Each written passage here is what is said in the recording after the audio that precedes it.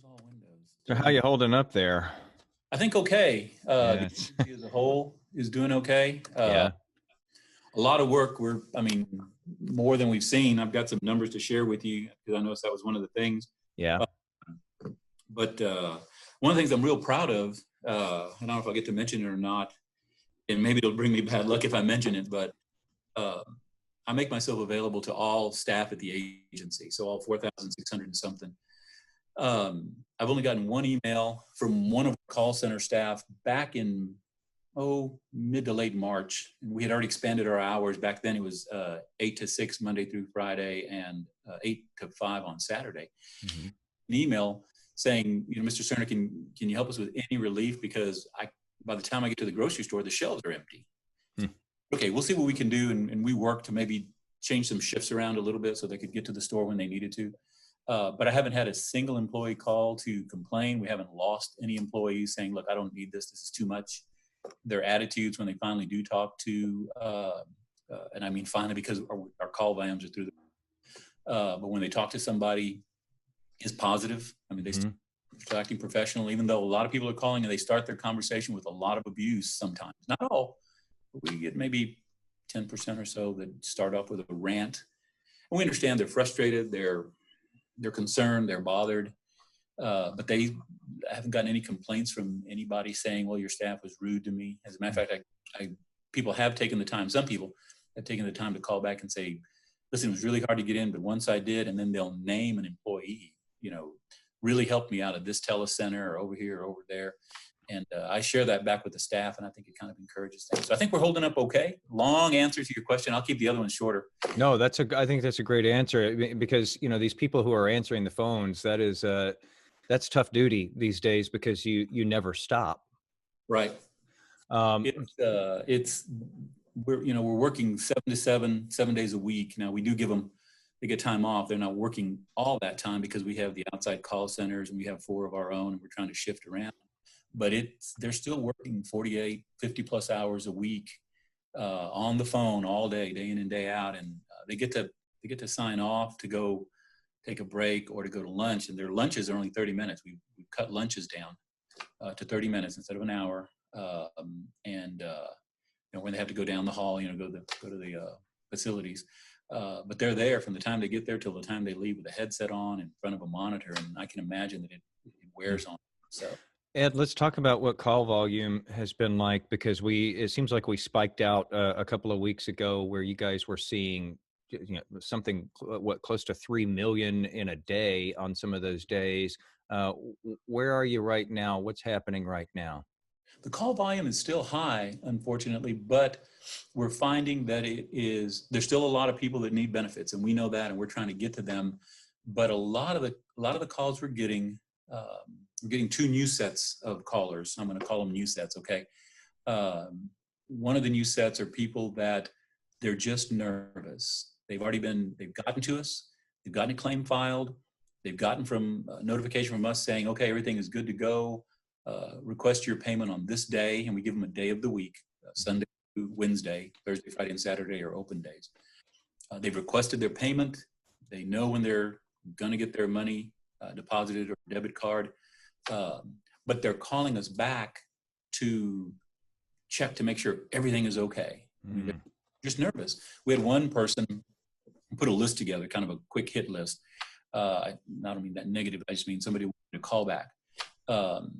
And the guy at the top of the list had like 1,000 plus calls to us. So one of our senior managers here in Austin, who's kind of over operations, because we don't want to take someone off the call center to do this, called, and he checked his account and he thought, everything's okay. This guy's going to get his money. It's going to be deposited Thursday. This was back on Monday.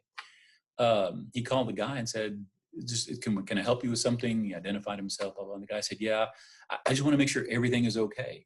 He goes, but you called 1,000 times. He goes, yeah, I just want to make sure everything is okay. So we get that. Trying to put more information out, and you guys can help us if you don't mind. If and I say you guys, the press, anybody else, we're going to put stuff on social media. If you get from us, you're good to go. Here's your payment. It's going to be deposited here.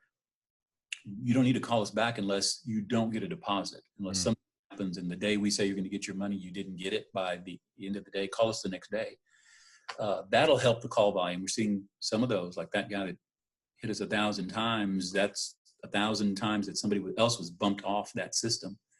He didn't get in 1,000 times, but he's still sitting with somebody else.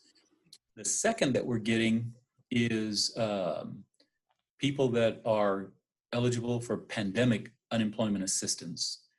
In that case, they've never filed before. They've been self-employed or contract employees, or they work for a nonprofit. I spoke to a very nice woman this morning who said she had a 1099. She didn't know what to do, but she had an issue because she moved to Texas. She's a Texas resident, but she hasn't had time to change her driver's license from Tennessee. And someone told her, don't file online because your Tennessee license will mess things up. So she's been trying to call in. But so what are those people to do if they've never filed before and they don't know how to navigate? What do you say to those people so that they don't have to call in? Well, we're sending information out as much as we can. If you can file online, and in this one example that I gave you, she couldn't because she had a Tennessee driver's license, and our system will kick it because we think we're a Tennessee claim. We don't do Tennessee claims. This is Texas, but she's a Texas resident. She'll need to call us because she'll need to give proof that she's a Texas resident. But in most cases, go online. 96, 90 plus percent, 95 plus percent of the people who are successful in filing a claim do so online. That's 7 by 24.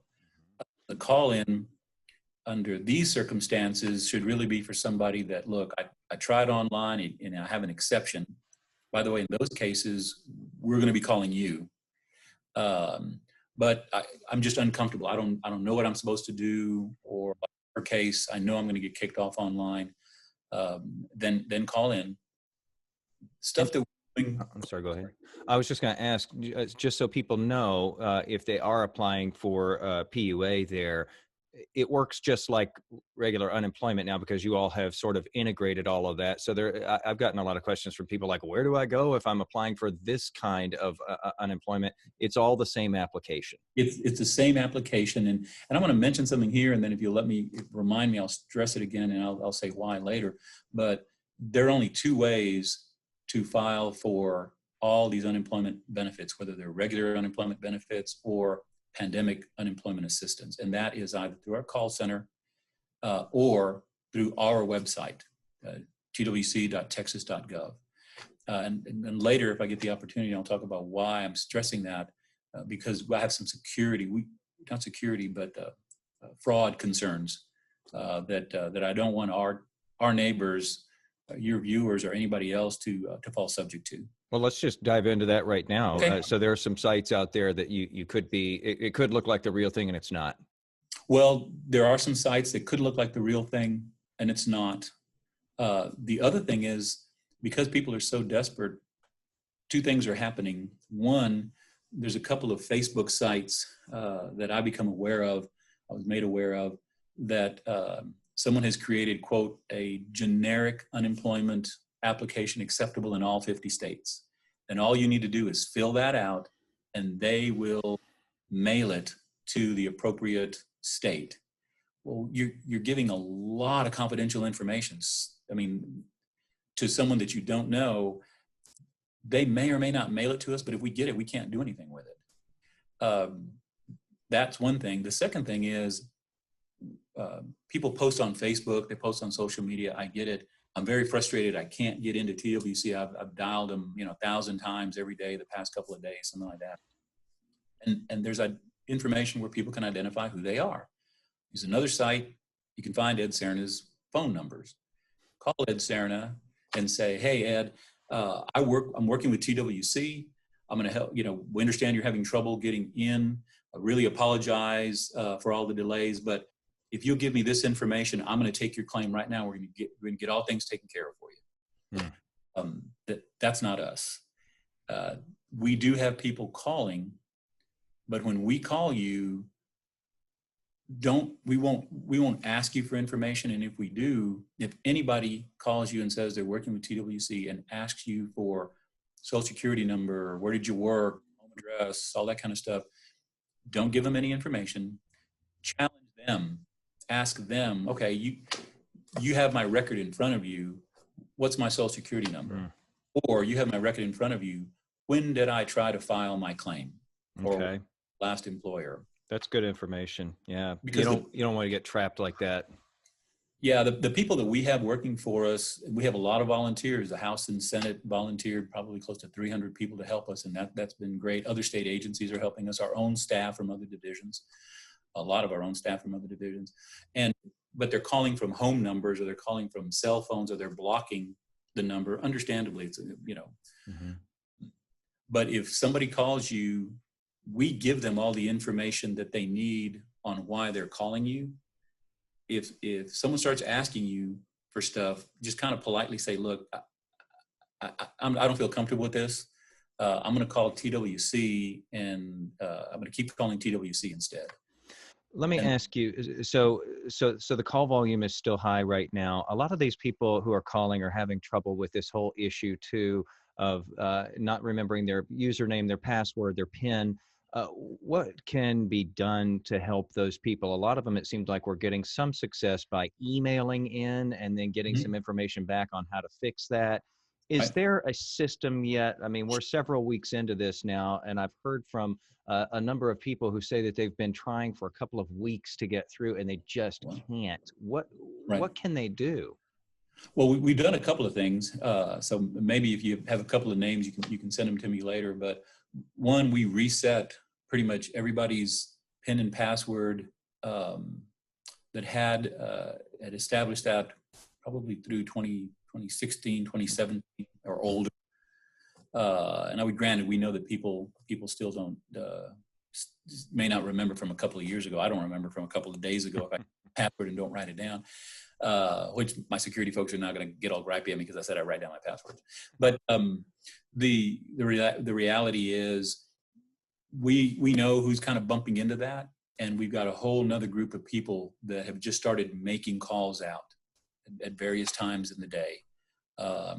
Our director of external relations, which is basically communications and all, when he has free time towards the end of the day, he'll call a couple of dozen people and just reset the PIN and password. So And that's something that's new to where you guys are reaching back like that just started recently? yes, sir, for that group, because we know who you are. We know that you tried to log in and you may have locked yourself out or something like that. So we're distributing those lists out to be outbound calls. And then, of course, the fact that we did this kind of mass reset to kind of help with that too. So if I'm one of those people swept up in that mass reset, what do I do now? What happens? You might get a call I say might because one of two things is going to happen. You can keep trying to call us. The call volumes are still high, but we're doing some other stuff I'm going to talk about to move call volumes down. Mm-hmm. And we're reaching out to everybody that we know has got a PIN password problem to get that reset. And we'll get to you and we'll get that reset for you. If you've auto reset it though, if I'm in that batch of people, what will I notice different though? Do I just need to go back to the site and do something? Just go back to the site and try again, and it's almost like you're starting fresh again. Okay, so it's like starting over. Right. Yeah, okay. we pretty much reset it to it's not there. So like basically you've in a way, for my purposes, kind of taken me out of the system so that I don't have some previous identity in there and I just create one. Yes, sir. Okay, perfect. We've taken that PIN and password out there to where you're creating a fresh PIN and password. All your information is still there. We didn't wipe your previous information. We just wiped that PIN password. Okay, that makes sense. Okay, so tell me what else. You mentioned you guys are doing some things to get rid of some of that call volume. What's happening there? So one, of course, we're using our website and social media to tell people in the different, the PUA, the Pandemic Unemployment Assistance people, we're going to be reaching out to you. We are also auto-filing claims, which mean if we know you're in a particular category and you've submitted a claim to us, but you were told you were ineligible, you're self-employed or a 1099, you're ineligible, you get zero because that was the norm. We know who that group of individuals are. We are sending communications out to them on what to do. And then wherever we can, if they have a complete set of information, we're auto enrolling them. They'll get a message saying you were enrolled, here's your benefit, here's, when you call us to request your first payment. I've heard from a lot of people they don't know what to do because they've done that and they see that their benefit is zero on there and they panic. And I imagine you're getting a lot of calls for that. That's kind of the third new set. Not very many, but a lot of them. The third new set are those, and that's why we are, where we are auto enrolling them, and they'll get a revised notice, or we are sending information outbound to them because we have contact information from them because they perfected their claim already. We're contacting them saying, here's what you need to do. Here's exactly what you need to do. We have some of those where the claim's not complete yet. One of the things that we need for someone who's self-employed and is not a 1099 employee, so not a contracting employee, is your 2019 tax return with all your schedules. Well, the IRS extended the filing. A lot of people took advantage of that, which is good. We're very glad. But you don't have your 1099. Don't worry. What we're going to do is we're going to set you up. When you get through and you complete your claim, we're going to set you up for the minimum, which is $207 a month, plus the $600. So that's not a month. I'm sorry, a week. So it's $207 a week plus the $600 a week. Set you up for the minimum. When you complete your tax return with all the schedules, contact us, send that to us, and then we will readjust that minimum that you were getting, which will be, it's a minimum. That makes a lot of sense. And I wanted to ask you about this extra 13 weeks of federal benefits. A lot of people have been wondering, when does that part of the software get in there? When can they start looking at me to extend my benefits? They just ran out. I need to keep going. Do we have a timeline yet on that? Yes, sir, we do. As a matter of fact, we believe that sometime, probably in the next couple of weeks, we'll have all the coding changes made. That's another group of individuals that we know who those individuals are in that population, and we are going to be proactively reaching out to them with some messaging that says, here's what you need to do, here's what's going to happen, and we will take you back to the date that your benefits expired. So we'll get you caught up, and it'll include the $600. Now the $600 only goes back to the week of April the 4th, because that's when the CARES Act came into effect. But if someone's benefits expired middle of March or into March, we'll take the benefits back further. But the pandemic assistance, the $600 will start April the 4th. Okay, and so in a couple of weeks, you guys will be able to start applying those things. Yes, sir. We actually will.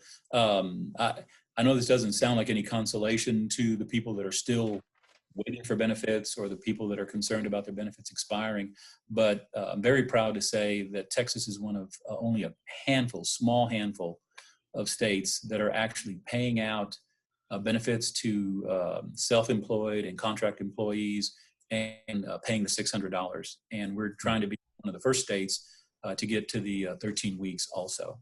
So most states haven't gotten there. No, a lot of states haven't. As a matter of fact, last week, I want to say it was last week early, we got a report back that Texas was one of only 2 states that were already paying the self-employed contract employees and the $600 out. That's a big deal for a lot of people too. So I've heard from a number of people too who say that they've gone in and requested payments a couple of times now, and then nothing has arrived, and they don't know if it's just that there's a backlog or what needs to happen, but they've been approved, but they're requesting the payments and it's not happening. Is there something they should do there? Well, it depends on how long ago. Normally when you request payment, it may take anywhere from 14 to 21 days. We're shooting for less than 14, but 14 to 21 days for there to be a direct deposit or a debit card. If you requested it a week ago and you're not seeing anything, it could be that it's still working its way through the process. And it's not so much the volume. Some of that process has to do with the banking system and federal banking requirements, because we don't issue checks. We either direct deposit or we issue debit cards. We have to validate the accounts, et cetera, et cetera, et cetera. And we issue our own debit cards that cost nothing. There's no fee. And that's the other thing I want to make sure I emphasize to everyone. Services we provide will never cost you anything. If someone tells you they're helping us and just a small fee of $5 because of the extra volume, don't give them any credit card information, bank information. Run away fast in a case like that. Yes. The only time we ask for bank information is once your claim has been perfected and you want a direct deposit, then we'll ask for that information at that point, and you're talking to or communicating with us. That makes sense, though, when you talk about the, like you're shooting for less than 2 weeks, but if it gets to that 21-day window, it does make sense to where somebody could have gone in and requested payment twice by then and hadn't seen it yet, but it's coming. It's just maybe you're Yes, in the sir. edge of that window there. The governor had a news conference the other day saying, hey, TWC is getting to a lot of people, and we know that a lot of people are still trying to get in, and we're going to get to them shortly. Mhm. Are you going to be able to meet the shortly part of that? Yes, sir. I've been saying that, and I don't mean to say I've been saying that before the governor, but I've been trying to assure our customers we're going to get to you. What the governor did was add shortly, and it's true. The steps that we're taking to have more outbound calls, to try to prevent people from calling in just to check balances or just to get information, us putting more information out, y'all helping us get more information out is having an effect. But there are a lot of people that that downtick, we were cautiously pessimistic about it. We thought that it was probably just a downtick because of Easter, because it's always a week delay. We had an Easter weekend, even though people are struggling and stressed, something about that holiday, Christmas holiday, that gives people just a little bit of a different thing that they're thinking of with their family and all. So we anticipated an uptick, and we've seen the uptick. Just for the sake of kind of giving perspective, through yesterday, and we started this on about March 13th, March 14th, and I say this, our tracking, through yesterday, we had issued benefits to 1.7 million Texans, and we issued over 1.7 billion with a B dollars. Wow, and total benefits, federal and state? In total benefits, federal and state. Wow. And it's going to continue to grow. We know it needs to continue to grow because there are people that still need benefits from us, and we're going to get to them, and we're focusing on getting to them shortly. When we talk about this, go ahead. Sorry. No, I was going to say, for us, everything is in terms of days and weeks, not in terms of months. We don't even talk months. We're hours, days, and weeks. Accenture created for us a chat bot that we have online. You may have seen it. That took 3 days to develop, 1 day to test, and then we had a soft launch. It got overwhelmed. We brought it down. Accenture refined it, brought it back up, and it's been doing really good. But that's an example of everything that we're doing now is in terms of, it's either hours, days, but nothing is in terms of weeks, except this one thing with the 13 weeks that it's because, and I think you all know this, we have a very old system that was built back in the 90s. We were just completing or in the negotiation phase to begin contracts to replace that system, about a 2 to 3 year project, and we had to stop all that because of this. So we're working with an old system that was never designed for this kind of volume. I was going to ask you going forward, because, we don't know what the future holds, obviously. We don't know if we'll see more waves of this. We don't know how long this is going to, be affecting the economy here. What do you do as far as all of this staff goes and all of these call centers and all of this infrastructure that's been put in place to deal with this crush of people? Let's say this tapers off for several weeks. Do we start sending those people home and closing those call centers? And then what if it happens again? We've been thinking about that for two things. One, what if this happens again? What if there's that bounce spike that I keep hearing about in the fall and in the winter, which I hope doesn't happen, but could happen. As much as we can, taxpayers don't want us to have expensive resources sitting idle, paying for them, for when the fire comes. But as much as we can, we're going to try to keep those outside call centers available to us. We operate 4 call centers year round, so we know we have 4. The staff, we've moved probably over 1,000 people inside of TWC to help handle claims. They're not necessarily taking calls because it takes a long time to get up to speed on that, but they're following up on assignments. They're calling out on the PIN password. They're returning calls, things like that. They're doing research. We're going to keep those people trained and sort of have a reserve army, if you will. So if this starts happening again, we will immediately call them up And we're going to try to keep on contract, though maybe a retainer, not a active contract, these call centers, so we can spin them up even quicker. I'm very pleased with the staff. The governor had allowed state agencies, us in particular, I say, because we took advantage of it, state agencies to suspend the normal state procurement timelines. If we were in normal times, and I'll be honest with you, I've been in state government 34 plus years. If this were a normal procurement, we would just now be getting the responses to the bid document for call centers. Wow. The first call center, we executed the contract in, I think it was 2 or 3 days. The second one in about the same amount of time, maybe a couple of more days longer. The third one in about 3 days, and the fourth one in less than 5 days. Which is lightning quick by state government standards, yeah. I think almost by any standards. I've worked at 2 large firms in my career, and I think by any standards it was really quick. But lightning standards in state government to be able to crank that fast. So we're going to try to keep some of them on a retainer just in case. And then the volunteers that we have, they'll already know a little bit from other agencies and from the legislature. They may know a little bit and be able to help us if we hit this again. But we've already got a plan. We haven't written it down in a notebook, but we have a plan on scratch paper, so to speak, that says, here's how we're going to wind down, but keep the resources. And then here's how we're going to react if we start seeing that uptick again. Here's how we're going to immediately react. How are you going to have enough money for all of this, state benefit wise? Because people pay into this system, but we never counted on something like this. How will you have enough money for this going forward?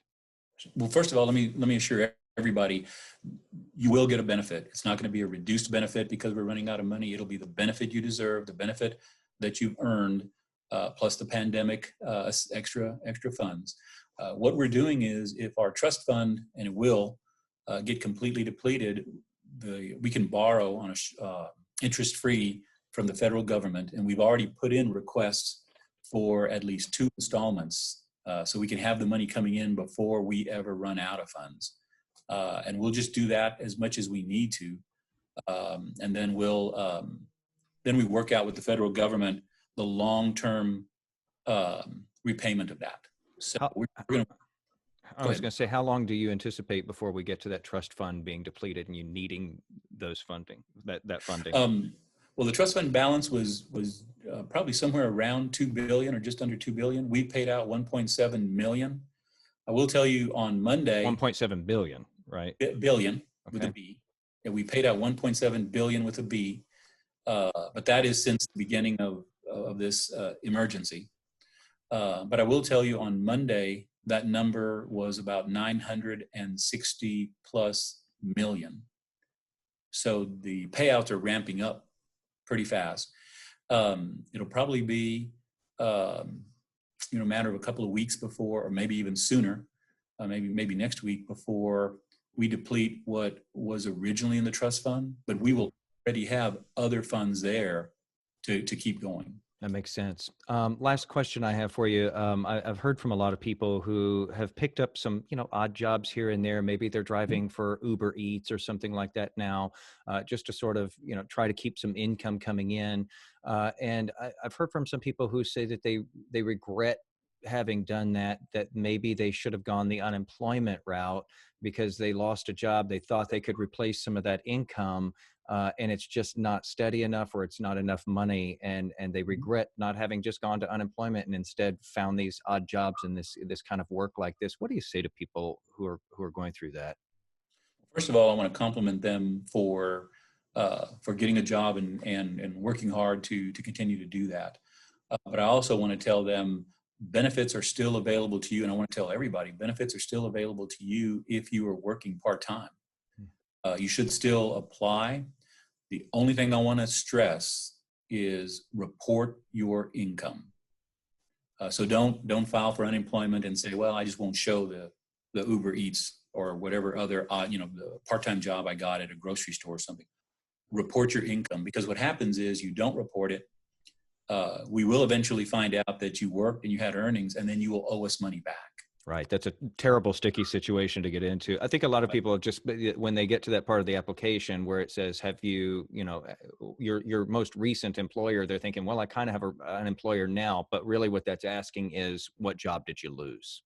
Yeah, it's asking what job did you lose, and then when you call to actually request your benefits or when you're completing that, you'll get asked, do you have any income that you've earned from working? You'll say yes. Here's how much. We will adjust the benefit accordingly. Now the $600 doesn't get adjusted. That's a fixed number. It's a fixed hard number for both unemployment benefits and pandemic unemployment assistance. Hmm. So the only thing that gets adjusted is the benefit piece, the base piece. Hmm. Well, thank you very much, Ed, for taking all of this time. I know that you're like swamped, incredibly busy, and you've been very generous today. Hopefully, we can get this information out, maybe get some of those calls to come down for people who don't absolutely have to get through today, to let the people who do need in. Right. I really thank you for your time. Yeah, I appreciate that, and again, we'll just close with asking our neighbors, our fellow Texans, to kind of help us help the other Texans. If you've already got your benefits, if you are just calling to check, please don't. Everything's squared away, and let's let somebody else in that queue, in that slot to Ed, get that they desperately need. Ed, thank you for taking the time. We'll talk again soon, and hopefully the conversations get happier as we go. Yes, sir. I appreciate it very much. Thank you for your time. Bye Thanks, bye. man.